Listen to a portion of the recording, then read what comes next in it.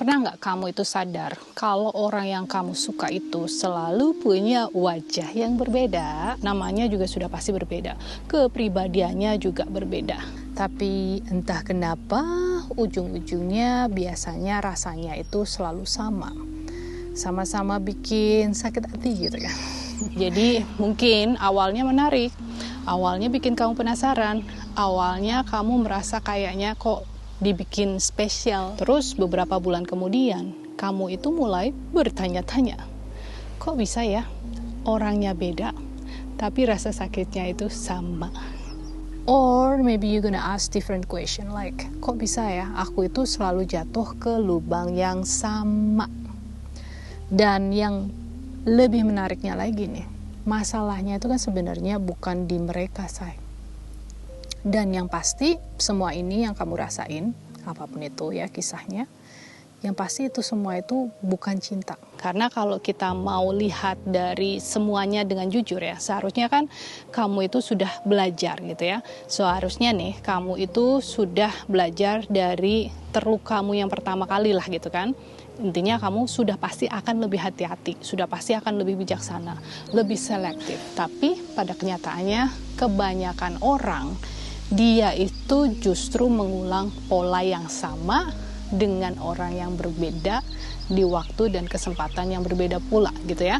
Jadi seolah-olah hidupnya itu sedang copy paste dari cerita lama.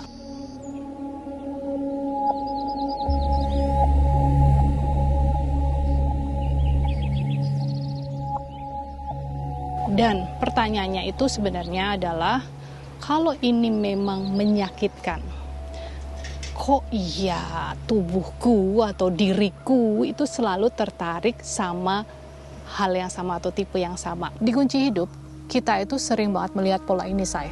Biasanya orang itu bakalan DM aku terus bilang kayak gini, Mbak Des, aku itu tahu kalau dia itu red flag sebenarnya. Aku juga tahu kalau dia itu memang gak available. Aku tahu dia itu sebenarnya orangnya gak siap. Tapi entah kenapa aku itu nggak bisa berhenti mikirin dia. Dan dari sana kemudian banyak orang biasanya dia itu akan mulai menyalahkan dirinya sendiri. Mereka biasanya akan bilang gini, mungkin memang akunya saja yang bodoh. Atau mungkin memang akunya aja yang kurang self love. Atau mungkin aku kali ya yang terlalu needy, mimi gitu ya, banyak maunya gitu kan. Tapi say, gimana kalau masalah yang sebenarnya itu bukan itu? Gimana kalau sebenarnya kamu itu sedang hidup di dalam sebuah penjara yang tidak terlihat? Karena gini, tubuh manusia itu kan punya kebiasaan yang sangat aneh. Jadi tubuh itu tidak selalu mencari hal yang terbaik buat dia. Tubuh itu selalu mencari sesuatu yang familiar. Dan ini penting banget, say. Karena yang familiar itu kan belum tentu sesuatu yang baik buat kita atau sesuatu yang aman gitu ya. Kalau misalnya kamu sejak kecil dikasih cintanya itu nggak pasti gitu ya. Kayak kadang diperhatiin, kadang enggak kayak gitu ya. Mungkin orang tuanya sibuk atau gimana lah ya. Maka ketidakpastian itu ya terasa seperti sesuatu yang familiar, ya kan? Kalau misalnya nih, sejak kecil perhatian itu memang harus diperjuangkan, maka perjuangan itu akan terasa seperti sesuatu yang romantis. Nah, kalau misalnya dari kecil nih, kamu itu harus menunggu sesuatu, misalnya entar dulu deh, tunggu-tunggu gitu ya. Maka menunggu itu akan terasa normal buat kamu. Nah, semua ini karena tubuhmu mengenali semua pola itu dan itulah yang dirasa familiar. Dan mungkin ini sebenarnya adalah bagian yang paling susah untuk diterima. Jadi gini, say, kadang kamu itu bukan sedang mengejar orang itu, cowok itu atau cewek itu gitu ya. Kadang yang kamu kejar itu adalah kesempatan untuk membuktikan bahwa kali ini nih kamu itu layak untuk dipilih. Di kunci hidup, kami itu punya pola untuk hal ini. Dan biasanya kita akan menyebutnya sebagai si pengejar. Nah, si pengejar ini bukan orang yang lemah atau orang yang nggak paham atau kurang pintar gitu ya, misalnya kurang info gitu, bukan. Bukan juga yang kurang spiritual dan lain sebagainya, bukan kayak gitu.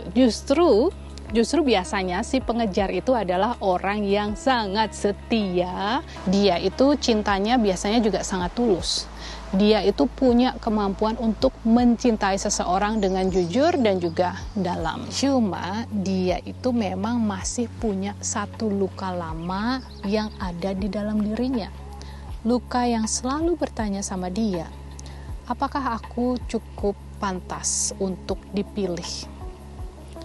Dan setiap kali ada orang yang kayaknya sulit untuk didapetin gitu ya, seseorang yang mungkin setengah-setengah hadirnya gitu kan, atau seseorang yang mungkin bikin dia itu selalu menunggu, luka itu aktif, activate. Dan luka itu ingin menyelesaikan cerita lama yang memang belum selesai, karena udah mirip kan ya, kayak zaman dulu waktu kecil gitu kan. Dan bagian yang paling menyakitkan itu adalah ketika orang yang mulai berpikir nih, aku maunya dia, aku maunya orang itu, aku maunya cewek itu atau cowok itu gitu ya. Padahal yang sebenarnya mereka inginkan itu bukan orangnya, say. Yang mereka inginkan itu adalah perasaan bahwa akhirnya kali ini aku dipilih. Kasian banget sih. Atau akhirnya kali ini aku diperjuangkan. Atau akhirnya aku menjadi prioritasnya seseorang tanpa harus bekerja keras untuk mendapatkan cinta itu.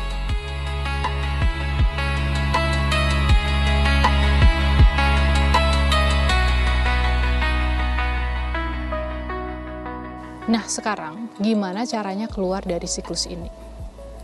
Yang pasti ya bukan dengan cara memaksakan diri untuk berhenti suka sama seseorang atau berhenti untuk mencintai orang itu, bukan ya. Bukan juga dengan afirmasi setiap hari, bukan juga dengan pura-pura cuek atau main tarik ulur atau pakai trik manipulasi ini dan itu. No, not all of that. No. Yang pasti kita harus melihat pola ini dengan apa adanya dulu, say. Karena sesuatu yang bisa dilihat biasanya itu nggak akan lagi mengendalikan kamu di balik layar. Dan perlahan-lahan si pengejar itu biasanya akan berubah menjadi yang biasanya kita sebut sebagai si pecinta aman, alias seseorang yang nggak lagi tertarik sama seseorang karena lukanya, tapi dia mulai memilih seseorang karena kesadaran.